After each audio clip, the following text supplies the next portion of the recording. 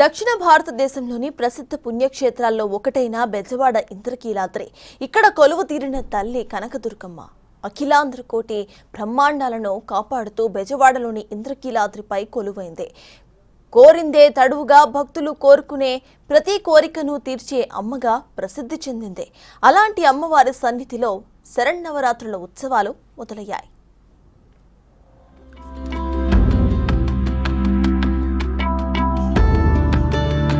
Dasara మహోత్సవాలకు Vijayawada Indrakeeladri ముస్తాబయ్యింది. October 3వ తేదీ నుండి అక్టోబర్ 12వ తేదీ వరకు జరిగే దేవి శరన్నవరాత్రులకు అన్ని ఏర్పాట్లు పూర్తయ్యాయి. కోరిన కోర్కెలు తీర్చే కనకదుర్గమ్మ రోజుకొక విశేష అలంకారంలో దర్శనమియ్యనున్నారు. వైభవోపేతంగా సాగే దసరా మహోత్సవాలను విజయవంతం చేసేందుకు అధికార యంత్రాంగం సన్నద్ధం చేస్తోంది.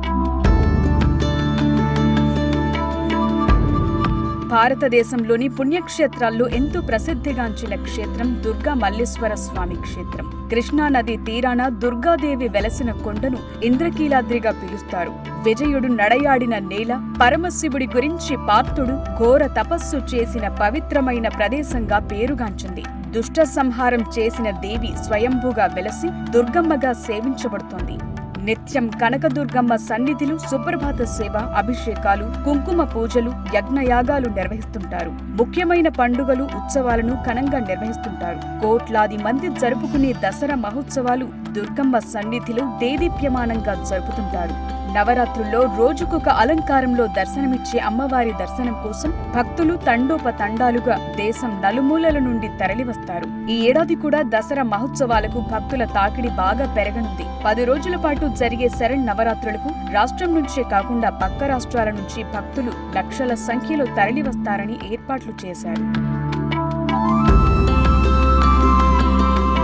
10 రోజుల పాటు 10 రూపాల్లో అమ్మవారు కొండపై పూజలందుకోనున్నారు. అందుకోసం తెల్లవారుజామున సుప్రభాత సేవ, స్నపనాభిషేకం, ప్రాతకాల అర్చన, బాలయోగ నివేదన, నిత్యార్చనాదికాలు నిర్వహించి ఉత్సవాల అంకురార్పణ చేస్తారు.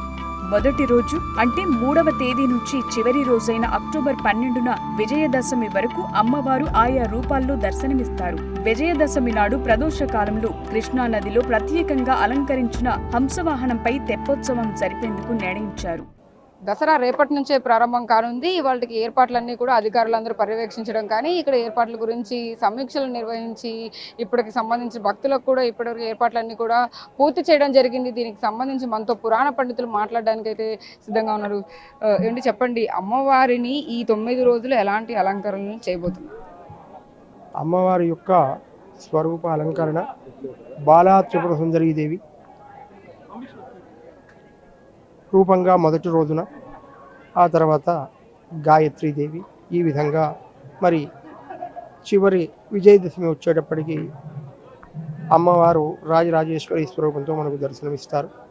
అమ్మవారి యొక్క ప్రధానమైనటువంటి దివ్యమంగళ స్వరూపాలు ఏవైతే ఉన్నాయో ఆ స్వరూపాలన్నింటినీ కూడా ఈ 10 రోజుల్లో కూడా భక్తులు దర్శించుకుంటారు.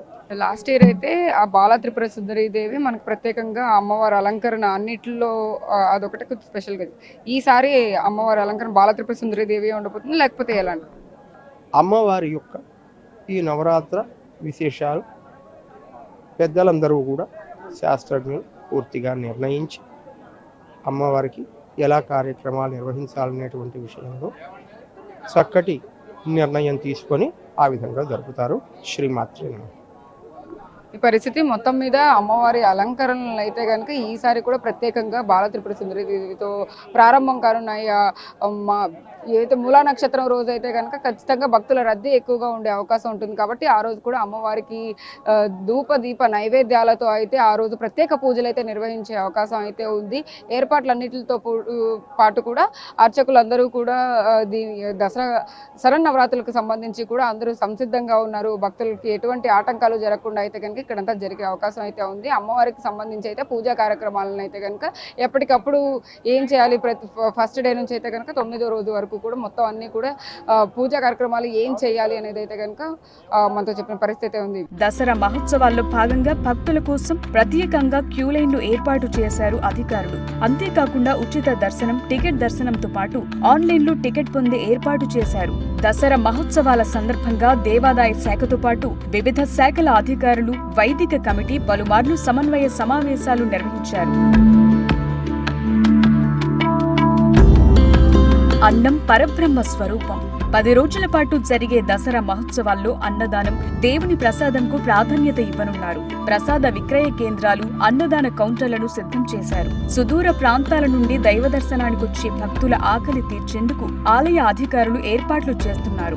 రోజుకు వేల సంఖ్యలో అన్నదానం చేయాలని నిర్ణయించారు. అయితే కొంతమందికి ప్యాకెట్ల రూపంలో ఇవ్వటంతో పాటు మరికొంతమందికి టేబుల్స్ వేసి వడ్డన చేయాలని ఏర్పాట్లు సిద్ధం చేస్తున్నారు. రేపటి నుంచి ఇంద్రకీలాద్రిపై దసరా శరన్నవరాత్రి ఉత్సవాలు అయితే ప్రారంభం కానున్నాయి. దీనికి సంబంధించి ఇప్పటికే ఇంద్రకీలాద్రి పైన అన్ని ఏర్పాట్లను అయితే అధికారులు సమీక్షంగా అన్ని నిర్వహించే ఏర్పాట్లు అయితే మొత్తం అంతా ఖచ్చితంగా కంప్లీట్ అయిపోయినాయనే చెప్పాలి. ఘాట్ రోడ్ వద్ద నుంచి అయితే మనం చూస్తున్నాము.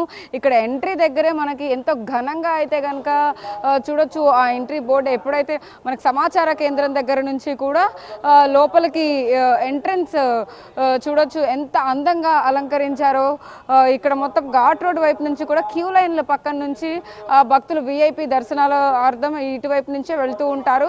ఇక్కడ నుంచి కూడా అమ్మవారి విగ్రహాలను 3 విగ్రహాలను పెట్టి సరస్వతీదేవి, దుర్గమ్మవారి విగ్రహాలను కూడా మనం చూడొచ్చు. ఆ గోపురం 3 గోపురాల మధ్యలో అయితే ఎంత అందంగా అయితే కనుక ఈ ద్వారముఖం అనేది చాలా అందంగా కనిపిస్తూ ఉంది. ఇక్కడ నుంచే అందరూ భక్తులు కానీ లేకపోతే విఐపి వివిఐపి దర్శనాలకి అయితే వాహనాలు ఇక్కడికే వచ్చి ఇక్కడ నుంచే కూడా మంత్రులు కానీ ఎవరు వచ్చినా కానీ ఇటువైపు నుంచే వెళ్తూ ఉంటారు. ఇటువైపు చూసుకుంటే కనుక రైట్ సైడ్ మొత్తం అంతా మనకి 100 రూపాయలు దర్శనం కానీ 300 రూపాయలు ఉచిత దర్శనాలకి సంబంధించి కూడా క్యూ లైన్లు మనకు కనపడతా ఉన్నాయి. అత్యవసర ఎమర్జెన్సీ మార్గం కూడా ఏర్పాటు చేయడం జరిగింది. క్యూ లైన్లలో అయితే ఎవరైతే మహిళలు కానీ చిన్నపిల్లలు వృద్ధులు ఎవరైనా వెళ్తున్నప్పుడు కానీ ఎలాంటి ఇబ్బందులు కలగకుండా ఉండేందుకు వాళ్ళు అలసట వచ్చినప్పుడు నీళ్లు తాగడానికి కూడా వాటర్ బాటిల్స్ కూడా ఇప్పటికే అధికారులు అరేంజ్ చేయడం జరిగింది. దసరా శరన్నవరాత్రులు కాబట్టి ఈరోజు రాత్రి అయినా సరే మొత్తం అన్ని ఏర్పాట్లన్నీ కంప్లీట్గా సంసిద్ధంగా రేపు ఇంద్రకీలాద్రిని తయారు చేసేందుకైతే అధికారులందరూ కూడా ఇప్పటికే ఏ డిపార్ట్మెంట్కి ఆ డిపార్ట్మెంట్ అందరూ వచ్చి పర్యవేక్షిస్తున్న పరిస్థితి కూడా మనం చూస్తూ ఉన్నాము.